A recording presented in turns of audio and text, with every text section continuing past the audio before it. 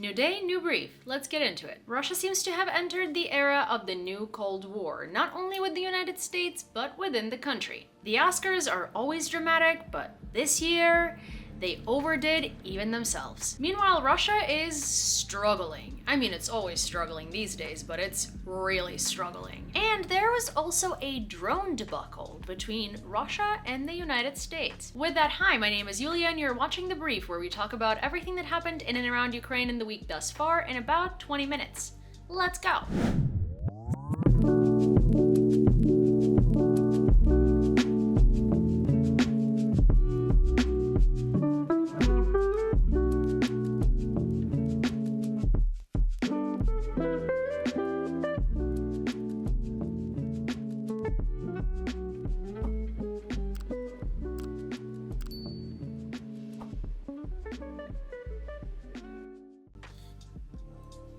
Apparently, Putin has lost control over the information space of the Russian Federation.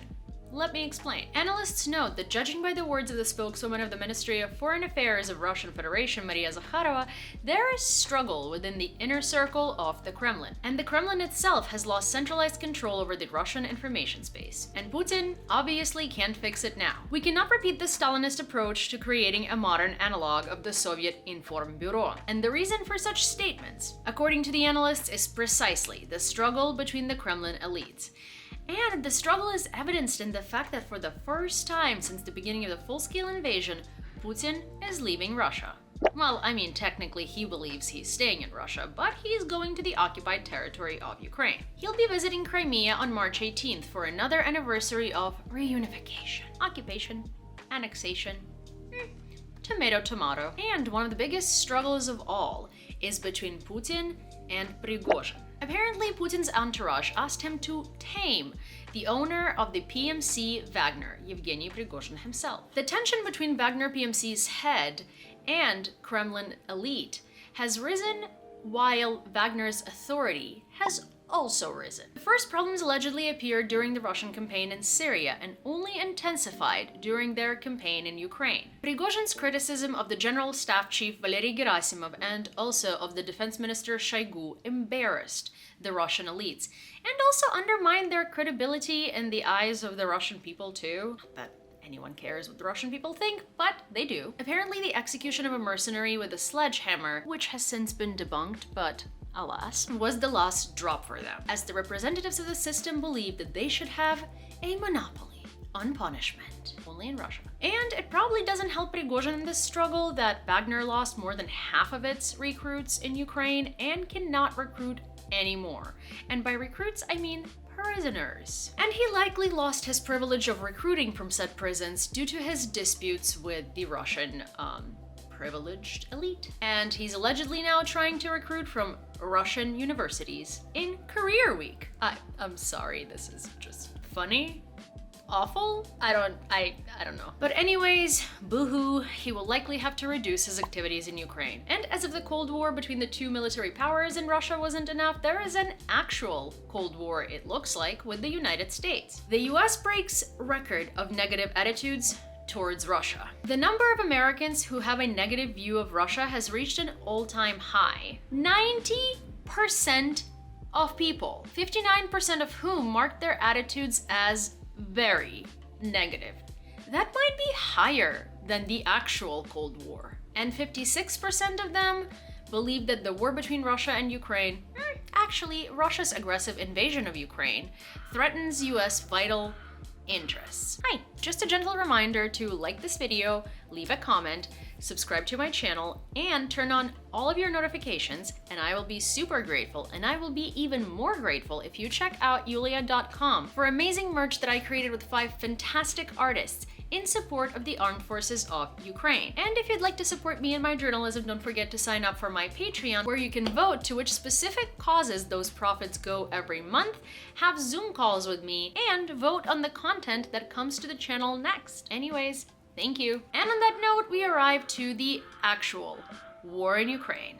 When you propose a peace formula and the Russian Federation responds with missiles, the decision will be on the battlefield, said Volodymyr Zelensky. Our heroic soldiers have already made the Russian army cease to be a global threat right before our eyes. We have to finish this job. In accordance with his words, Russians shelled Kherson. Currently, there are at least 3 dead and 2 wounded. Russia adapted its missile attacks to break through Ukrainian air defenses.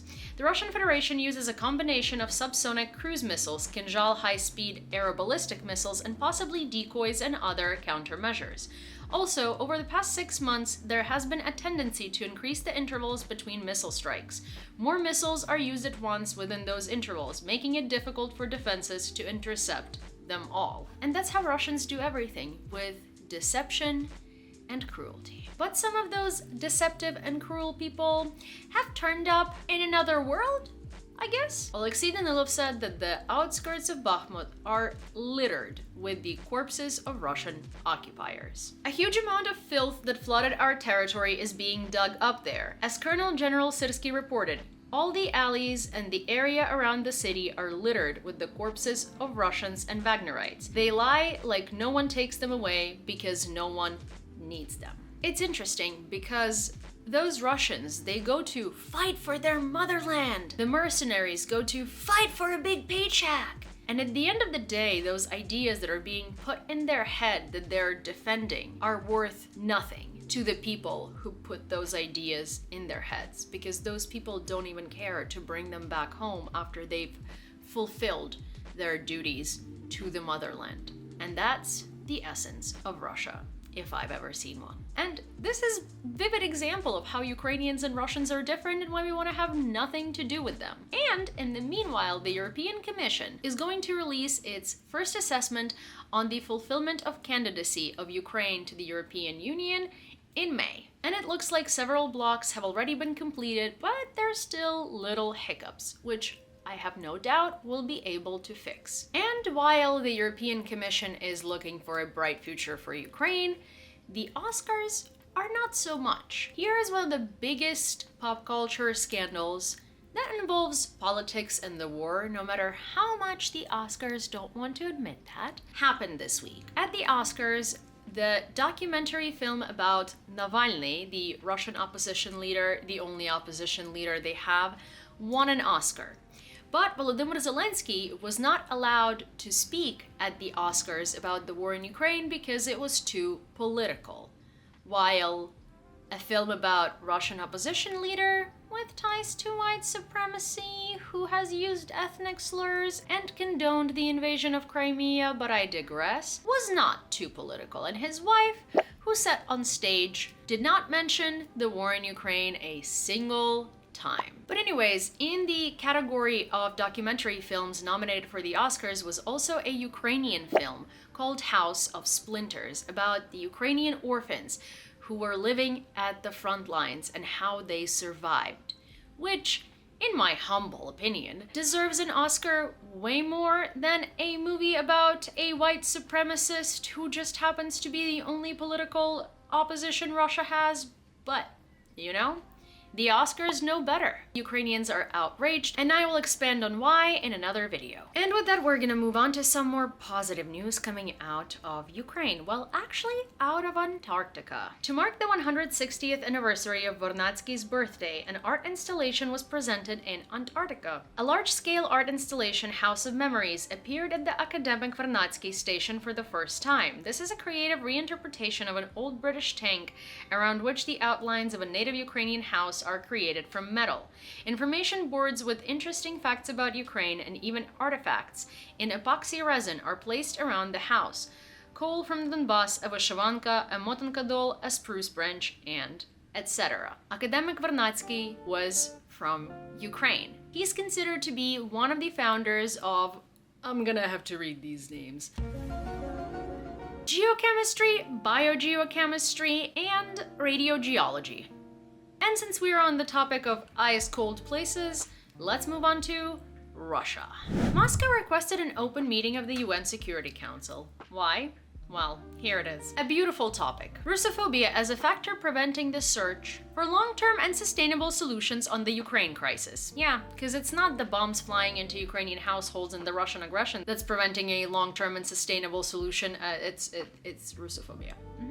Yeah. Anyways, Russians seem to be quite scared of Ukraine, and it's Russophobia, and that's why. Fortifications are being built in the Belgorod and Kursk regions to scare the Russians with information about the threat, which seems to be coming from Ukraine, according to the Institute for the Study of War. Experts note that there will probably never be hostilities in those territories. However, the construction of fortifications in the occupied Crimea means the Russians lack confidence in their ability to hold the captured territories in the south of Ukraine. The ISW added that it has yet to observe the deployment of Russian troops on any of these defense lines. Therefore, the reinforcements are not yet essential to Russian operations in Ukraine. Meanwhile, trees are being actively cut down in parks and forests in Moscow. Sites are being prepared for the installation of air defense equipment. Some parks have already deployed S-400 complexes. Guys, how many more times are we gonna tell you? We are not you. You don't need any of these fancy things in Moscow unless it's near military bases, because unlike you, we don't target civilian infrastructure. You can sleep sound. And apparently Russia is also running out of weapons stocks. Missiles and military equipment have been accumulating for decades. The calculations called for blitzkrieg, not blitz utilization. A corrupt economy is unable to provide cover. Foreign aid for terrorist Russia is a matter of first priority, said Alexei Danilov. And honestly, it's evidenced by some of the pictures that I'm not gonna post here because we don't know their authenticity, but on Twitter and other social media, there have been photos flying around of Russian weapons stockpiles and ammo that is literally turning into rust dust. That's how bad things are going for them. And they're unable to produce them quickly enough to reinforce their stockpiles, largely due to sanctions. And here is a video on how these sanctions work and sometimes don't. Take a look. Semiconductor chips are everywhere. In our smartphones, dishwashers, even LED bulbs. Obviously, they're used in a lot of military systems too.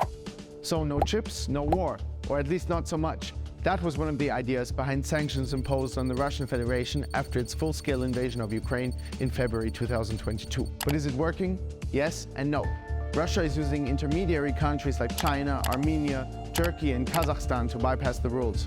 For example, Kazakhstan's import of breast pumps increased by 633% in 2022, even though the country's birth rate fell by 8.4. And it's not only about breast pumps. The news agency Reuters found proof of 15,000 shipments of Western technology to Russia in customs records of 2022. Things produced by companies like Intel and Texas Instruments. Chips made by these companies were also found in an unexploded missile that Russia launched in a brutal attack against the Ukrainian people. Well, now we have the confirmation of why Russians are so keen on stealing washing machines and other electronics, because clearly they don't know how to use them, so obviously there had to be another reason. Anyways, I'm gonna drop the link to the full video from United 24 in the description of this video below, so you can check it out if you'd like to. And with that, we are going to move on to international affairs. The European Union has developed a plan for the rapid supply of ammunition to Ukraine, and it could be approved soon. The plan would provide for the immediate delivery of all of the ammunition that's in the warehouses of the European Union at the moment, after which countries would place orders for new deliveries in May. Ukraine does really need all of those deliveries, as evidenced by, well, not only her speech, but ex-president of Estonia, Kersti Kaljulaid's speech. If the Ukrainians say they need fighter jets, we should help them. About 100 Ukrainian soldiers die at the front daily, and about 300 are wounded. Every day spent thinking about it postpones Ukraine's victory on the battlefield. Because in Ukraine, time is measured not in hours, but in human lives. And while for the rest of the world it's a deliberation of whether we can provide this or should we provide this, or whether Ukrainians really need that, for us, every hour of that deliberation is a life of a soldier who protects all of us. In other news, American customs made a very interesting discovery. They handed over 3 ancient swords and an axe from the 4th to 5th centuries BC to Ukraine. The artifacts were sent from the Krasnodar territory to the USA and detained at the New York airport. The experts established that the valuable finds originate from the territory of modern Ukraine. Their transfer took place at a ceremony at the Embassy of Ukraine in the United States, wrote Foreign Policy. I wonder if those were stolen in Ukraine and were being contrabanded by Russian occupiers to be sold in the United States. Meanwhile, Poland doesn't want any of such things to happen to it, so it's creating the largest land army in Europe. Poland is planning to carry out a real revolution in its army to contain Russia's threat. Poland plans to spend 4% of its GDP on defense, which is twice the normal amount of NATO armies. Poland has placed armed orders worth more than 117 billion by 2035, with a record defense budget of 26 billion this year. They're really not screwing around. And they also said that they're ready to hand over MiGs to Ukraine in 4 to 6 weeks, which is a huge breakthrough. Poland, you always come out on top of support, and Lithuania and Latvia, but Poland, thank you. And he expressed confidence that the armed forces of Ukraine are going to strive towards NATO standards and they're going to use F-16s in the future. But in the meanwhile, we can really use those MiG-29s. So that's amazing news. Meanwhile, on the other side of Europe in Switzerland, their president supported the ban on the export of Swiss weapons to Ukraine, justifying it as this: Swiss weapons should not be used in wars. Why are you manufacturing them then? What's the point of weapons if not for defense? Okay. Oh yeah, and according to him, insert the peace talks and, stopping the conflict with Russia narrative. Yeah. It's actually a very low stance for a country in Europe, so I'm incredibly disappointed in him, but what can we expect from a country that claims to be neutral while holding Nazi assets in their banks during World War II? I don't know. And lastly, the United States and Russia are in some hot waters, or hot skies. American drone MQ-9 Reaper disappeared in the sky over the Black Sea. Politico reports that the drone was shot down by the decision of the American command because a Russian Su-27 caught its propeller. And the United States is planning to confront Russia about this directly, said John Kirby. Joe Biden then noted that despite Russian attempts to frequently intercept American jets, the incident with the drone is somehow unique. Biden called the actions of the Russian pilots dangerous, reckless, and unprofessional. And NATO countries have been informed about this incident, so to be continued. And with that, that's all I have for you for today. Thank you for watching, and if you enjoyed this video and or found it informative, please don't forget to give it a like, leave a comment, subscribe to my channel, and turn on all of your notifications so you don't miss when the next one comes out. Don't forget to check out yulia.com for amazing merch created with 5 fantastic artists in support of the armed forces of Ukraine. If you'd like to support my journalism because you so enjoy these videos, don't forget to sign up for my Patreon. And you can find all the links that I ever mention in the videos down in the description below. As always, check your sources, don't fall for propaganda, and I will see you next time.